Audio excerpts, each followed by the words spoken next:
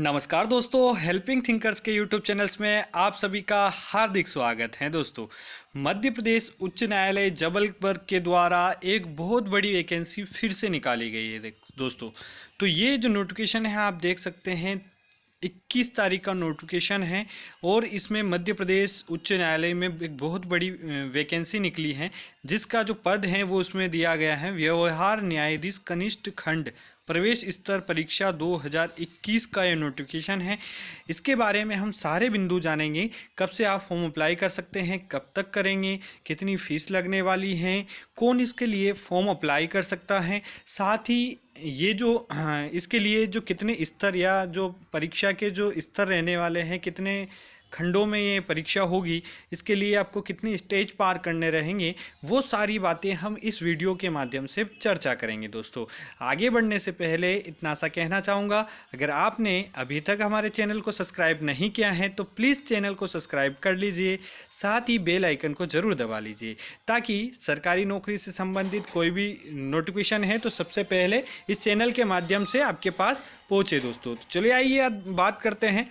ये मध्य प्रदेश उच्च न्यायालय जबलपुर द्वारा व्यवहार न्यायाधीश कनिष्ठ खंड प्रवेश परीक्षा 2021 का नोटिफिकेशन है। इसमें ऑनलाइन आवेदन करने की तिथि है 29 दिसंबर 2021 से आप दोपहर 12 बजे से आवेदन कर सकते हैं, जो 27 जनवरी 2022 तक आप आवेदन कर सकते हैं। यानी ऑनलाइन जो आप फॉर्म भर सकते हैं वो 29 दिसंबर से लेकर 27 दिसंबर तक फॉर्म जो है भर सकते हैं। ऑनलाइन परीक्षा की डेट अभी नहीं दी गई है, यही मुख्य परीक्षा की जो तिथि है वो भी इनके द्वारा अभी नहीं बताई गई है। ये बहुत सारे महत्वपूर्ण बिंदु हैं जो शायद आपके काम के नहीं है, इसलिए मैं नहीं पढ़ रहा हूँ। यहाँ पर पद का विवरण का मैं बात करता हूँ कि पद का कैसा है, तो आप देख सकते हैं व्यवहार न्यायाधीश कनिष्ठ खंड स्तर की परीक्षा है। श्रेणी राजपत्र द्वितीयक श्रेणी की ये परीक्षा है।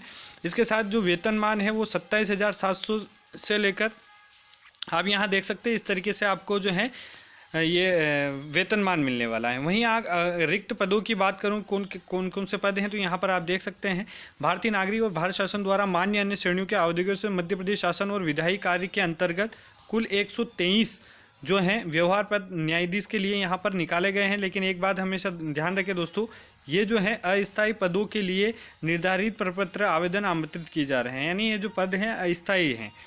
उसके बाद में कौन कौन से पद हैं किस किस के लिए, तो अनारक्षित वर्ग के लिए 62 पद हैं, वहीं अनुसूचित जाति के 19, अनुसूचित जनजाति के 25, वहीं अन्य पिछड़ा वर्ग के 17 पद हैं। इस प्रकार से कुल जो पद हैं वो 123 पद हैं। दोस्तों, वहीं 123 पद के साथ साथ इसमें और भी कुछ चीज़ें दी गई, वो सारी चीज़ें मैं आपको बताऊंगा।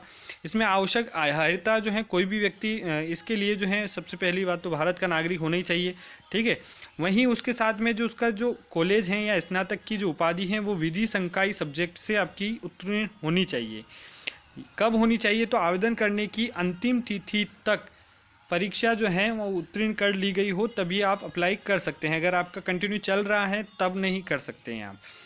वहीं आगे अगर मैं बात करूं तो आयु जो है, इसमें आयु क्या मांगी गई है, तो 21 वर्ष से लेकर 35 वर्ष तक के जितने भी विद्यार्थी हैं जिनके पास ये योग्यता है वो इस फॉर्म के लिए अप्लाई कर सकता है। क्या कुछ अर्हताएँ मांगी गई हैं, क्या आयु में भी इनके द्वारा जो छूट हैं वो प्रदान की गई हैं, कितनी छूट हैं वो हम देख लेते हैं। यहाँ अगर आगे देखते हैं हम, तो यहाँ पर जो आपकी फ़ीस लगने वाली है, सबसे पहले छूट की अगर मैं बात कर लूँ आयु सीमा में कितनी छूट है, तो आरक्षित वर्ग जिसमें अन्य पिछड़ा वर्ग, अनुसूचित जाति जनजाति के वर्ग जितने भी हैं या मध्य प्रदेश के मूल निवासी दिव्यांग आवेदक जो हैं उनके लिए 3 वर्ष की तक की यहाँ पर छूट दी गई हैं, यानी 38 वर्ष तक वो फॉर्म भर सकते हैं। वहीं मध्य प्रदेश शासन के किसी भी संवर्ग स्थायी हो या अस्थायी कर्मचारी हैं तो उनके लिए भी 3 वर्ष की छूट दी गई है, यानी कि 21 से 38 वर्ष तक अगर वो हैं तो फॉर्म भर सकते हैं। वहीं दिव्यांग के बारे में यहाँ पर दिया गया है, उच्चतम आयु सीमा में छूट का लाभ दिव्यांग आवेदक को आवेदन की तिथि पर 40% तक का उसका दिव्यांग का जो सर्टिफिकेट है वो है तब उसे छूट दी जाएगी। उसके साथ ही अगर मैं बात करूँ आगे कि फ़ीस कितनी लगने वाली है आपकी पोर्टल चार्ज वगैरह जितना भी करके, तो अनारक्षित वर्ग के लिए लगभग 1050 रुपये यहाँ पर लगने वाला है आपका। वहीं आरक्षित वर्ग के लिए लगभग 650 रुपये यहाँ पर लगने वाला है, जिसमें अन्य पिछड़ा वर्ग ST SC सभी के लिए। वहीं दिव्यांग के लिए भी यही रहेगा। वहीं आपकी जो मुख्य परीक्षा है उसकी फ़ीस आपकी यहाँ पर लगेगी ₹283 इनके द्वारा दिया गया है। वहीं आपका पोर्टल चार्ज वगैरह, जीएसटी वगैरह यहाँ पर दिया गया है। इस तरीके से आप इसको फॉर्म भर सकते हैं। कब 27 जनवरी तक आप फॉर्म जो है वो भर सकते हैं। इसके साथ में अगर आगे मैं बात करूं, अगर ये आपको पीडीएफ चाहिए तो इस वीडियो की डिस्क्रिप्शन में मैंने दे दिया है, आप यहां से इस पीडीएफ को डाउनलोड कर सकते हैं। साथ ही अगर परीक्षा की योजना के बारे में बात करूं तो 3 चरणों में संपन्न होगी। पहले प्रारंभिक परीक्षा, देन मुख्य परीक्षा, देन आपका इंटरव्यू साक्षात्कार। इस तरीके से तीन फेज़ में होगी। प्रारंभिक परीक्षा जो होंगी वो उस 150 नंबर की कुल परीक्षा होगी। इसके लिए क्या सिलेबस हैं वो भी हम देख लेते हैं। इसमें जो आपको सेंटर मिलने वाले एग्ज़ाम सेंटर यहाँ पर देख सकते हैं आप।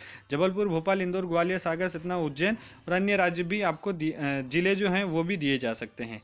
प्रवेश पत्र जो है आप मध्य प्रदेश के जो एमपी हाई कोर्ट हैं उसकी ऑफिशियल वेबसाइट से 7 दिन पहले, एग्ज़ाम के 7 दिन पहले डाउनलोड कर सकते हैं। ऑनलाइन परीक्षा के पाठ्यक्रम की अगर मैं बात करूं तो यहाँ पर जो भारतीय संविधान से यहाँ पर 10 प्रश्न पूछे जाएंगे, सिविल संहिता से 15 प्रश्न पूछे जाएंगे, संपत्ति अधिग्रहण अधिनियम, भारतीय संविधा अधिनियम, विद्युत परिसीमा आयोग। इस तरीके से आप देख सकते हैं ये इस प्रकार से कंप्यूटर ज्ञान, सामान्य ज्ञान के भी कुछ प्रश्न हैं। इस प्रकार से जो टोटल प्रश्न हैं आपके यहाँ पर 150 प्रश्न आपके आएंगे। वहीं 150 प्रश्न, एक प्रश्न के लिए आपको 1 नंबर दिया जाएगा। इस तरीके से जो ऑनलाइन प्रारंभिक परीक्षा आपकी संपन्न होगी और इसमें फिर आप मॉक टेस्ट अगर आप लगाना चाहें तो वो भी आप एमपी हाई कोर्ट की ऑफिशियल वेबसाइट पर जाकर मॉक टेस्ट लगा सकते हैं। इसमें किसी भी प्रकार की जो है नेगेटिव मार्किंग नहीं होगी दोस्तों। और अगर आगे मैं बात करूं तो इसमें ज़्यादा कुछ दिया नहीं है वैसे, मतलब वैसे तो सारी चीज़ें हैं, लेकिन आप मुख्य परीक्षा के बारे में भी यहाँ देख सकते हैं। आवश्यक सूचना 30 मिनट पहले पूछे, ये सारी चीज़ें। ये पीडीएफ आप फॉर्म भरने से पहले एक बार डाउनलोड कर लीजिए, उसके बाद में ही फॉर्म अप्लाई करें, इसको पूरा अच्छे से पढ़ने के बाद। बहुत बहुत धन्यवाद दोस्तों। उम्मीद करता हूँ वीडियो आपको पसंद आया होगा, जानकारी पसंद आई होगी। ऐसी ही लेटेस्ट जानकारियाँ पाने के लिए आप हमारे चैनल को से जुड़ सकते हैं। हमारे चैनल को सब्सक्राइब कर लीजिए। प्लीज़ लाइक कीजिए, शेयर कीजिए। बहुत बहुत धन्यवाद दोस्तों। जय हिंद, जय भारत।